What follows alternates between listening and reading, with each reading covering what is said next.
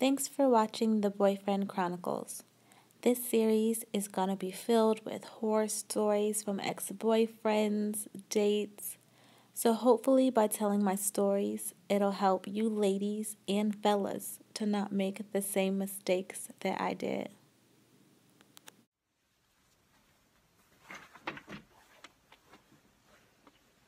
It is so important to be happy with yourself, because if you're not, then that opens the door for other people to control your emotions and control how you feel about yourself. It's just so crazy to think that when you wake up in the morning, your day is going to depend on somebody else's mood. There's been times where I've been fed up. There's been times where I'm like, I can't do this anymore. But then he would do things like just throw a fit saying that he was going to kill himself and stuff like that. And then he would disappear for like 3-4 days. I wouldn't hear from him. I couldn't find him. So then when I finally did see him, it was like a panic, like, oh my gosh, what happened? Are you okay? I'm sorry. So then it flipped the script, so then it was on me. He did that a lot, and it worked every single time. It was a time where I lived with my father, and he and I didn't see eye to eye, and we're not real close. To this day, we're not close at all. And we got into an argument and he threw me out, so I didn't have anywhere to go, so I stayed with him. Just because we stayed together for a little bit, it didn't make things any better. I remember pulling his mom aside and telling her what was going on and asking her to help, and her response was, I need to watch what I say. Around that time, my cousin got his first apartment, and he and I went to stay at my cousin's house for a little bit. When we were at my cousin's house, there was just a lot of stuff happening. Like, he would do things like he would go into the bedroom and lock the door and be on the phone, go into the bathroom and just be on the phone and then come right back out. And then he would go out. Just every time he had to get on the phone, he had to leave the room. This day that I'm thinking about, we were all at my cousin's house, and it was the middle of the day, and he locked himself in the bedroom and was on the phone for about an hour. We argued so much about that. It's just like, if I did something that he didn't approve of or he didn't like, it was like the end of the world. But as soon as he did something and I even pointed it out, then it was just one of my friends came over, and she was helping me take my hair down, because at the time I had micro braids. So she was helping me take my hair down, and I was sitting on the floor. She was behind me taking my hair down, and he was on the side. And I was talking to my friend, and I said something about him being on the phone, like something like, oh, well, he was on the phone in there, but we don't know who he's talking to, or something like that. And he came over and grabbed my hair and ashed a cigarette in my hair. I remember getting real upset, like just saying, like, why would you do that? But nothing changed. Like, I didn't go or anything like that. Throughout the day, as the day went on, like, he was like continuously just on his phone, and I would say it was about 11:30. I don't know. It was like it was late at night, and everybody was sleeping. My cousin was sleeping. My friend had slept over, and he and I were asleep on the couch, and he was sleeping, and he had like his arm like right around me, so like hugged on me when he was asleep. I sat there with my eyes wide open. I was thinking, And I was thinking hard, and I was so drained. I was drained because of everything that's going on, and I knew he was cheating on me. Like I knew it. Like I wasn't, and it was like I knew he was cheating on me, and there was nothing I was gonna be able to do about it. And I just wanted to go home. I just wanted to go back to my dad's house, and I just wanted to just be in a room by myself and lay in a bed by myself, and I just wanted to leave. I got up and went to the bathroom and started getting some of my stuff together, and he woke up and asked me what I was doing. I told him that I was leaving. I told him, I said, I'm just gonna go back to my father's house and, you know, just crash there. That's exactly what I said. Then he started to sit up on the couch, and he was like, what you going over there for? What you going home for? And then I just told him, I was like, I want to lay in my own bed. Like, I just want to lay in my own bed. And he was like, well, you ain't got to leave right now. And he grabbed my stuff and threw it down. And I went to pick my stuff back up, and he pushed me. And he picked up my bag. So I got up and I grabbed the bag, and we were like tug-of-warring over the bag. I specifically remember doing that because the bag that I had was like the only real Coach bag that I had. Like, it wasn't a knockoff, it was Coach. And when we were tug-of-warring over the bag, he snapped the strap, and I was so just sick. We were tug-of-warring over the bag strap snapped, and I fell.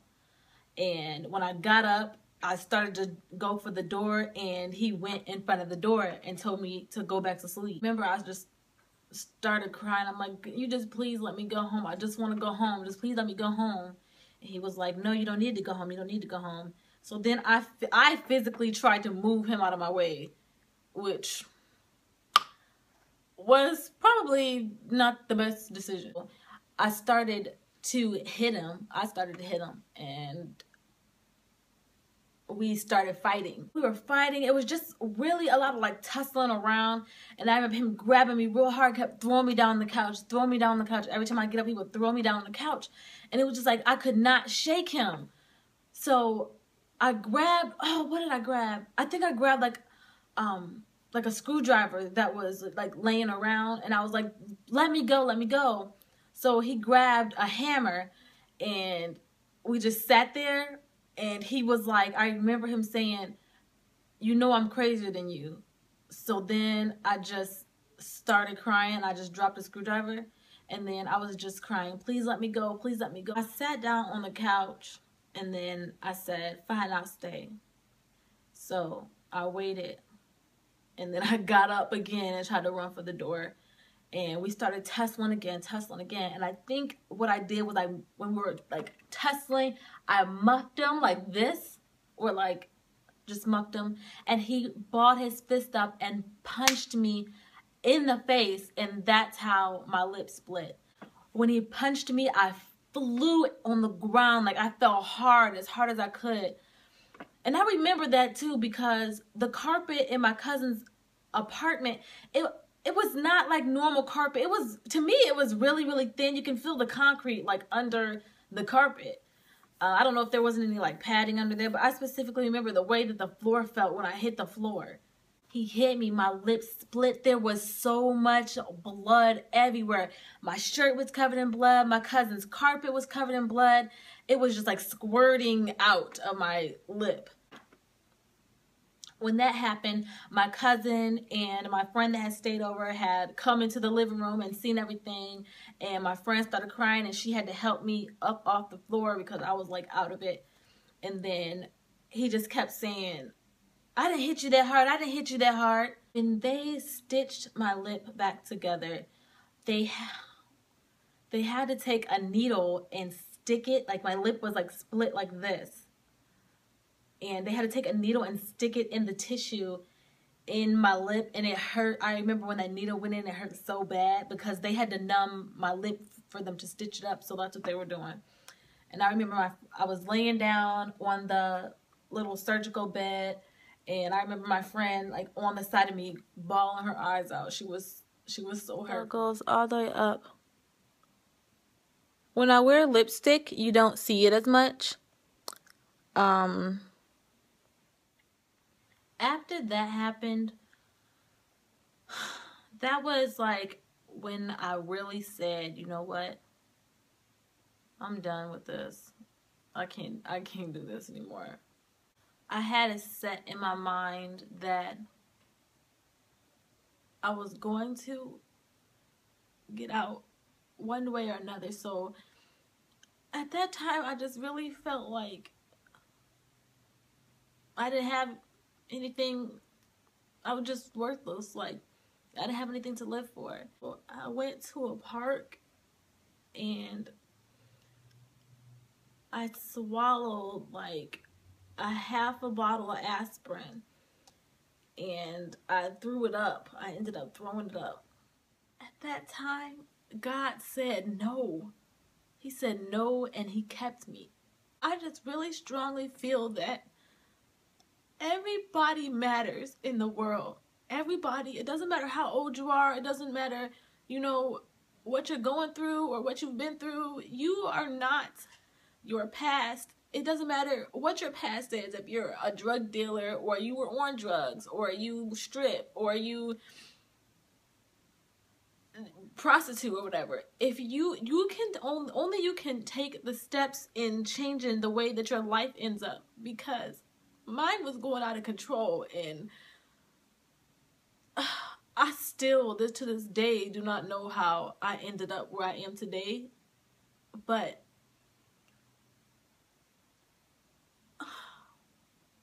I'm just so thankful. Like I really am just very thankful, and I'm very blessed. And I think now I am one of the most positive people you will ever come across. And a lot of people will ask me, I mean, I bet everybody else is wondering, like, how do I keep my sanity? Like, how am I so positive? If you ever meet me in person, I will be just, I'm always happy all the time. And even though things may not be perfect, they're better than they were. And I'm truly, truly blessed. And everybody needs to think of the glass half full as opposed to half empty, because everybody has a purpose in life. Everybody does. It doesn't matter who you are, what you do. Everyone has a purpose, and you just have to fight. You have to fight to live up to that purpose. And you can't give up no matter how hopeless or how bad things are. You just, when you want to give up, it's like God steps in right on time, because he knew what my potential was, even when I didn't. At that time, I felt like nobody cared about me, and I felt like I didn't have any purpose of being here anymore, because the only thing that I was doing was just getting beat up all the time, and I was tired of it and I wanted out. So that's how I felt at that time. What I would do different if I could go back, pretty much I feel like that situation was out of my control. But if I could go back, of course I would have left after the first time. If I could go back, I wouldn't have been so gullible to believe every time just the things that he told me, and that he was gonna not do it anymore and change and be like he was when I met him. And from the period in which, you know, everything went downhill, I would just, if I could go back, I would have left. So that's on me. What you all should take from this is know that you are loved by somebody out there. Know that God loves you, and just speak up and say something what you all should take from this is to trust your instincts. And what you all should take from this is know your worth. Know how you should be getting treated.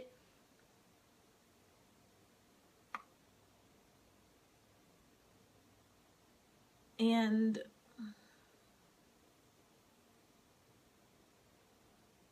just know when enough is enough before it gets out of control. Thank you all for watching.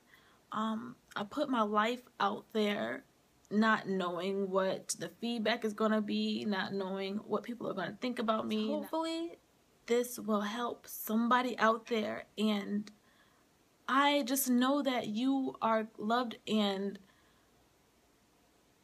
you can always reach out to somebody. That's something I didn't do. I didn't really reach out to anybody. So if you are in a situation like this, I will put a link to a domestic violence hotline down below. And it's not just for women, it's for men too. Men do get abused as well as women, and it's not right for anybody to be abused, whether you're a man or a woman. So just thank you all for watching. Stay tuned for the next episode. Please leave your comments, your feedback. I've talked to a few of you and I really appreciate it. And I will see you guys in the next video.